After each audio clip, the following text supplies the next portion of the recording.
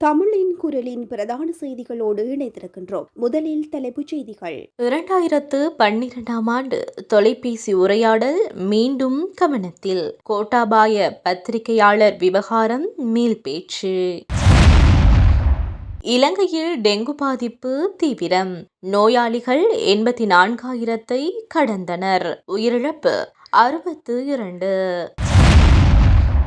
மோசமான கடல் நிலை, மீனவர்களுக்கு அவசர பாதுகாப்பு அறிவுறுத்தல். முன்னாள் அமைச்சர் மேர்வின் சில்வா மீதான சொத்து குவிப்பு வழக்கு விசாரணையில் புதிய தகவல்கள்.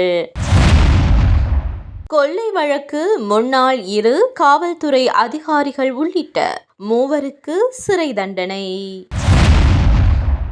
நீதிபதிகளின் ஓய்வு வயது விவகாரம், அரசின் நடவடிக்கைக்கு எதிராக விமர்சனங்கள். யாழில் ரூபாய் 20 லட்சம் மதிப்புள்ள கேரள கஞ்சா மீட்பு, விசாரணை தீவிரம். கொழும்பில் இன்று விசேட போக்குவரத்து நடைமுறை, வாகன ஓட்டிகளுக்கு முக்கிய அறிவிப்பு.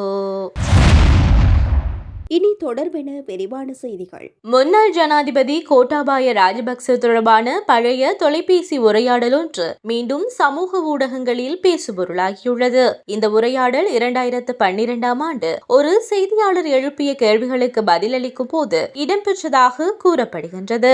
அந்த காலகட்டத்தில் வெளிநாட்டிலிருந்து நாய்க்குட்டி ஒன்றை இலங்கைக்கு கொண்டு வருவதற்காக விமான சேவையில் மாற்றம் செய்ய முயற்சி செய்யப்பட்டதாக ஊடகங்களில் தகவல்கள் வெளியாகியுள்ளன. இதுகுறித்து விளக்கம் கேட்டு செய்தியாளர் தொடர்பு கொண்ட போது குற்றச்சாட்டுக்களை கோட்டாபாய ராஜபக்ஷ மறுத்ததாகவும் பின்னர் இருதரப்புக்கும் இடையில் கடுமையான வாக்குவாதம் ஏற்பட்டதாகவும் அக்கால செய்திகளில் குறிப்பிடப்பட்டிருந்தது.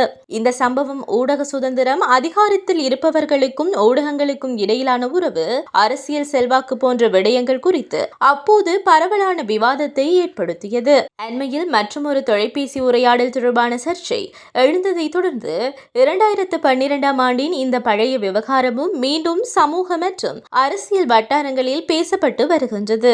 அதிகாரப்பூர்வ விசாரணைகளின் முடிவுகள் மற்றும் சம்பந்தப்பட்ட உறுப்பினரின் நிலைப்பாடுகள் தனித்தனியாக பதிவாகியுள்ளன. இலங்கையில் டெங்கு காய்ச்சல் பரவல் தொடர்ந்து அதிகரித்து வருவதாக தேசிய டெங்கு கட்டுப்பாட்டு பிரிவு தெரிவித்துள்ளது. இந்த ஆண்டின் இதுவரையான காலப்பகுதியில் டெங்கு காரணமாக உயிரிழந்தோரின் எண்ணிக்கை 62ஆக உயர்ந்துள்ளது. அதேவேளை பதிவான மொத்த டெங்கு நோயாளர்களின் எண்ணிக்கை 84,724ஆக உயர்ந்துள்ளதாக அதிகாரப்பூர்வ தரவுகள் தெரிவிக்கின்றன. ஜூலை மாதம் மட்டும் 29,350 புதிய நோயாளிகள் அடையாளம் காணப்பட்டுள்ளனர். மாவட்ட வாரியாக பார்க்கையில் கம்பஹா மாவட்டத்தில் அதிகபட்சமாக 17,971 பேரும், கொழும்பில் 16,814 பேரும், கண்டி மாவட்டத்தில் 5,873 பேரும் டெங்கு தொற்றால் பாதிக்கப்பட்டுள்ளனர். மாகாணங்களின் அடிப்படையில் மேல் மாகாணத்தில் 44,829 பேரும், தெற்கு மாகாணத்தில் 12,738 பேரும், மத்திய மாகாணத்தில் 7,370 பேரும் டெங்கு நோயால் பாதிக்கப்பட்டுள்ளதாக அறிக்கையில் குறிப்பிடப்பட்டுள்ளது. டெங்கு பரவலை கட்டுப்படுத்த பொதுமக்கள் தங்கள் சுற்றுப்புறங்களில் நீர் தேங்கும் இடங்களை அகற்றி கொசு பெருகும் சூழலை தடுக்கும் நடவடிக்கைகளை தொடர்ந்தும் மேற்கொள்ளுமாறு சுகாதார அதிகாரிகள் வலியுறுத்தி வருகின்றனர். இலங்கையை சூழவுள்ள சில கடற்பகுதிகளில் கடும் காற்று மற்றும் கடல் சீற்றம் நிலவக்கூடும் என்பதால் மீனவர்கள் மிகுந்த அவதானத்துடன் செயல்படுமாறு அதிகாரிகள் அறிவுறுத்தியுள்ளனர்.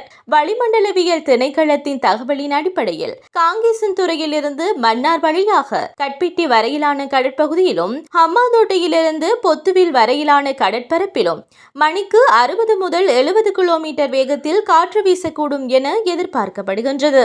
இதனால் மறு அறிவிப்பு வெளியாகும் வரை இந்த கடற்பகுதிகளில் மீன்பிடி நடவடிக்கைகளை தவிர்க்குமாறு மீனவர்களுக்கு அறிவுறுத்தப்பட்டுள்ளது.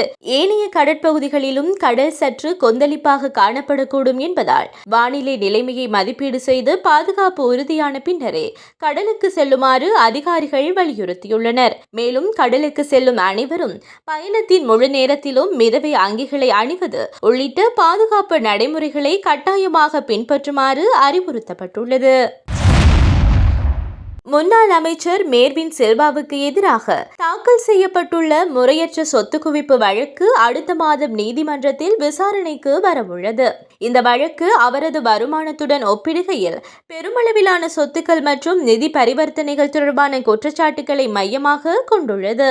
லஞ்சம் அல்லது ஊழல் குற்றச்சாட்டுகளை விசாரிக்கும் ஆணைக்குழு தாக்கல் செய்துள்ள வழக்கில் பல வங்கிக் கணக்குகள், நிலையான வைப்புகள், காணிகள், வாகனங்கள் மற்றும் பிற நிதிசார் பரிவர்த்தனைகள் குறித்து விசாரணை நடத்தப்பட உள்ளதாக தெரிவிக்கப்பட்டுள்ளது. விசாரணை ஆவணங்களின்படி முன்னாள் அமைச்சர் குடும்ப உறுப்பினர்களின் பெயர்களிலும் பல கூட்டு கணக்கு வங்கிகள் மற்றும் முதலீடுகள் இருப்பதாக கூறப்படுகிறது. மேலும் உயர்ந்த மதிப்புடைய காணிகள் மற்றும் ஆடம்பர வாகனங்கள் வாங்கப்பட்டமை தொடர்பான தகவல்களும் பதிவாகியுள்ளன. இந்த வழக்கின் மூலம் பல்வேறு நிதி ஆவணங்கள் மற்றும் வங்கி பதிவுகள் நீதிமன்றத்தில் சமர்ப்பிக்கப்பட உள்ளன என்றும் அவற்றின் அடிப்படையில் மேலதிக உண்மைகள் வெளிவரக்கூடும் என்றும் தகவல்கள் தெரிவிக்கின்றன. எனினும் இந்த குற்றச்சாட்டுகள் அனைத்தும் தற்போது நீதிமன்ற விசாரணைக்கு உட்பட்டவையாகும். எனவே வழக்கின் இறுதி தீர்ப்பு வெளியாகும் வரை குற்றச்சாட்டுகள் நீதிமன்றத்தில் நிரூபிக்கப்பட வேண்டியவையாகவே கருதப்படுகின்றன. கொழும்பு மேல் நீதிமன்றம் கொள்ளை சம்பவம் தொடர்பான வழக்கில் முன்னாள் காவல்துறை அதிகாரிகள் 2 மற்றும் பொதுமகன் ஒருவனுக்கு சிறை தண்டனை விதித்து தீர்ப்பளித்துள்ளது. இந்த வழக்கு 2008ஆம் ஆண்டு தெஹிவளை பகுதியில் உள்ள ஒரு உணவகத்தில் ஏற்பட்ட தகராறை தொடர்ந்து இடம்பெற்றதாக கூறப்படும் பணக்கொள்ளை சம்பவத்தை அடிப்படையாக கொண்டு தாக்கல் செய்யப்பட்டிருந்தது. சம்பவம் தொடர்பாக சட்டமா அதிபர் திணைக்களம் குற்றப்பத்திரிகை தாக்கல் செய்திருந்தது. நீண்ட காலமாக நடைபெற்ற விசாரணைகளின் பின்னர் குற்றச்சாட்டுகள் நிரூபிக்கப்படாத நீதிமன்றம் தீர்மானித்தது.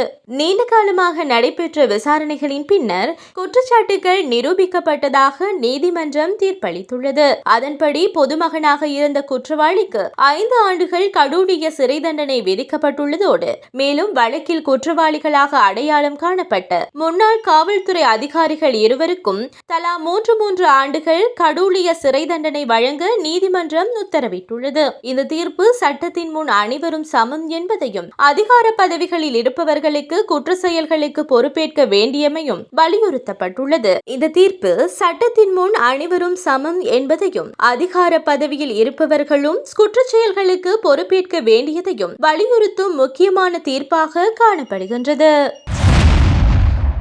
நீதிபதிகளின் ஓய்வு பெறும் வயதை உயர்த்தும் அரசின் திட்டம் தொடர்பாக பல்வேறு தரப்பிலிருந்து எதிர்ப்புகள் மற்றும் விமர்சனங்கள் முன்வைக்கப்பட்டுள்ளன. கொழும்பில் நடைபெற்ற ஊடக சந்திப்பில் பேசிய ஜனநாயகத்துக்கான சமூக ஊடகவியலாளர் சங்கம் சார்பில் இந்த நடவடிக்கை நீதித்துறையின் சுயாதீனத்தன்மை குறித்து கேள்விகளை எழுப்பியதாக தெரிவிக்கப்பட்டுள்ளது. மேலும் நீதிபதிகள் சேவை சங்கம் மற்றும் இலங்கை சட்டத்தரணிகள் சங்கம் ஆகிய அமைப்புகளும் இந்த முன்மொழிவுக்கு தங்களது எதிர்ப்பை வெளியிட்டுள்ளதாக கூறப்பட்டுள்ளது. நீதித்துறையின் சுதந்திரத்தையும் அரசமைப்பு கொள்கைகளையும் பாதுகாக்க வேண்டியது அவசியம் என்றும் வலியுறுத்தப்பட்டுள்ளது. அரசு நிலுவையில் உள்ள வழக்குகளின் எண்ணிக்கையை குறைக்கும் நோக்கிலேயே இந்த திட்டம் கொண்டுவரப்படுவதாக விளக்கமளித்துள்ள நிலையில் அதை விமர்சிக்கும் தரப்பினர் இந்த காரணம் போதுமானதல்ல என கூறுகின்றனர். குறிப்பாக கீழ்மட்ட நீதிமன்றங்களிலேயே அதிக வழக்குகள் நிலுவையில் இருப்பதாக அவர்கள் குற்றம் சாட்டியுள்ளனர். அத்துடன் நீதித்துறையின் சுயாதீனத்தை பாதுகாக்கும் வகையில் எந்த ஒரு சட்ட மாற்றமும் அனைத்து தரப்பினரின் கருத்துக்களையும் பரிசீலித்து மேற்கொள்ளப்பட வேண்டும் எனவும் அவர்கள் வலியுறுத்தியுள்ளனர். இந்த விவகாரம் தொடர்பாக அரசு மற்றும் நீதித்துறை சார்ந்த அமைப்புகளின் நிலைப்பாடுகள் தொடர்ந்தும் கவனத்தை ஈர்த்து வருகின்றன. யாழ்ப்பாணம் மாவட்டத்தின் வடமராட்சி நெல்லியடி பகுதியில் அமைந்துள்ள காட்டுப்பகுதியிலிருந்து சுமார் 16 கிலோகிராம் எடையுடைய கேரள கஞ்சா பொதிகளை போலீசார் கைப்பற்றியுள்ளனர். மீட்கப்பட்ட போதைப் பொருளின் மதிப்பு சுமார் 20 லட்சம் ரூபாய் என ஆரம்பகட்ட மதிப்பீட்டில் தெரியப்படுத்தப்பட்டுள்ளது. வடமராட்சி அரசு புலனாய்வு பிரிவினரால் வழங்கப்பட்ட தகவலை தொடர்ந்து யாழ்ப்பாணம் மாவட்டம் குற்றத்தடுப்பு பிரிவு மேற்கொண்ட தேடுதல் நடவடிக்கையின் போது இந்த போதைப் பொருள் கண்டுபிடிக்கப்பட்டதாக அதிகாரிகள் தெரிவித்துள்ளனர். ஆரம்ப விசாரணைகளின்படி இந்த கேரள கஞ்சா அடுத்த கட்டமாக கொழும்பு நோக்கி சட்டவிரோதமாக அனுப்ப திட்டமிடப்பட்டிருந்ததாக சந்தேகிக்கப்படுகின்றது. மேலும் இந்த கடத்தல் நடவடிக்கையுடன் தொடர்புடையவர்களில் ஒரு முக்கிய அரசியல் கட்சியின் பிரதேச சபை உறுப்பினர் ஒருவருக்கும் தொடர்பு இருக்கலாம் என்ற கோணத்திலும் விசாரணைகள் முன்னெடுக்கப்பட்டு வருவதாக விசாரணை அதிகாரிகள் தெரிவித்துள்ளனர். எனினும் இதுவரை அந்த குற்றச்சாட்டு நீதிமன்றத்தில் நிரூபிக்கப்படவில்லை. அதேவேளை அண்மையில் இந்தியாவிலிருந்து வடக்கு கடற்கரை வழியாக சட்டவிரோதமாக கொண்டுவரப்பட்டதாக கூறப்படும் பெருமளவிலான கேரள கஞ்சா தொகையின் ஒரு பகுதியாகவே இது இருக்கக்கூடும் என்ற தகவல்களும் ஆராயப்பட்டு வருகின்றன. இந்த சம்பவம் தொடர்பான மேலதிக விசாரணைகளை போலீசார் தொடர்ந்தும் மேற்கொண்டு வருகின்றனர். கொழும்பின் சில பகுதிகளில் இன்று விசேட போக்குவரத்து ஒழுங்குகள் அமல்படுத்தப்படுவதாக காவல்துறை தெரிவித்துள்ளது. புறக்கோட்டை மற்றும் பம்பலப்பிட்டி புதிய கதிரேசன் ஆலயங்களின் 152வது ஆண்டு ஆடிவீர் தேர் திருவிழாவை முன்னிட்டு இந்த போக்குவரத்து திட்டம் செயல்படுத்தப்படுகின்றது. இதன்படி இன்று காலை 8 மணி முதல் நள்ளிரவு 12:30 மணி வரை தேர்பவனி நடைபெறும் பாதைகளில் போக்குவரத்து நெரிசல் ஏற்படும் வாய்ப்பு உள்ளதாக அதிகாரிகள் எச்சரித்துள்ளனர்.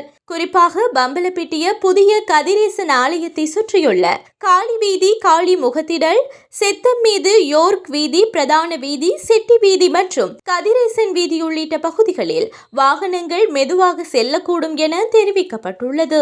எனவே குறித்த நேர பகுதியில் அந்த வழித்தடங்களை பயன்படுத்தும் வாகன ஓட்டிகள் மாற்று வீதிகளை தேர்வு செய்து பயணிக்குமாறும் பொதுமக்கள் பயணங்களை முன்கூட்டியே திட்டமிடுமாறும் காவல்துறை அறிவுறுத்தியுள்ளது. செய்திகளை தெளிவாக தெரிந்து கொள்ள தமிழின் குரல் சேனலை சப்ஸ்கிரைப் செய்யுங்கள்.